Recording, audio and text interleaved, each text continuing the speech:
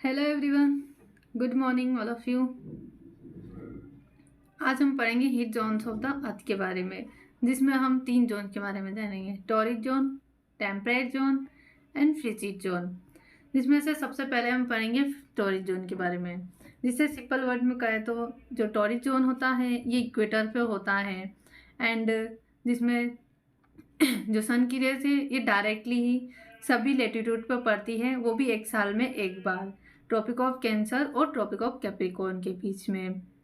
जिसके कारण यहाँ पर जो टॉरिड जोन है इसमें यहाँ पर सबसे ज़्यादा हीट होती है, इसी कारण इसे टॉरिड जोन कहा जाता है। एंड सेकेंड टॉपिक है टेम्परेट जोन।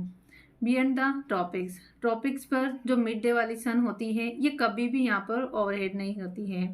क्यों नहीं होती है? क्योंकि यहाँ पर जो सन की रेज है वो डायरेक्ट ही तिरछी ही इस एरियाज में पड़ती हैं, मतलब कि नॉर्थ टेम्परेट जोन और साउथ वाले टेम्परेट जोन पर होती हैं और ये तिरछी पड़ती है, जिसके कारण इसलिए ये जो पार्ट होता है अर्थ का यहाँ पे बहुत ही कम टेम्परेचर होता है।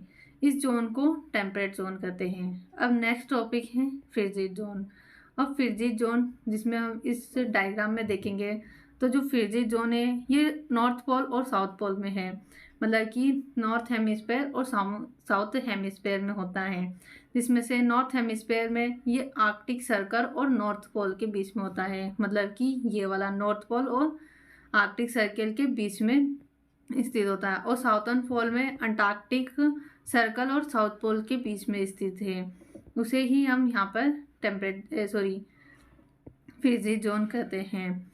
और जो सन की रेज है वो एक बड़े तिरछे में पड़ती हैं, इस कारण से जो सन की रेज है वो कभी भी हॉरिजन नहीं होती हैं। इसलिए ये जो पार्ट है अर्थ की इसमें कम से कम यहाँ पे अमाउंट होती हैं हीट की। और ये वाला जो फ्रिजिड जोन है ये ठंडा होता है। ठंडा क्यों होता है? क्योंकि ये पोल की साइड में होता है, जिस कारण से ये बहुत ही ज़्यादा ठंडा होता है, इसीलिए इस जोन को फ्रिजिड जोन कहते हैं। अब नेक्स्ट टॉपिक है लॉन्गिट्यूड। लॉन्गिट्यूड क्या होता है? लॉन्गिट्यूड ये एक इमेजरी लाइन होती है जो कि एक पोल से और दूसरे पोल तक चलती है, उसे लॉन्गिट्यूड कहते हैं।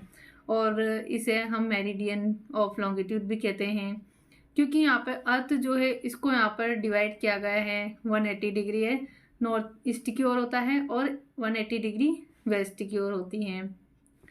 और जो प्राइम मेरिडियन है एंड 180 डिग्री जो लॉन्गिट्यूड है ये दोनों ही साथ साथ यहाँ पर अर्थ को डिवाइड करती है 2 इक्वल हिस्सों में, मतलब कि 180 डिग्री ईस्ट की ओर और 180 डिग्री वेस्ट की ओर, और दोनों ही फिर इनकी जो लाइन होती है वो समान होती हैं।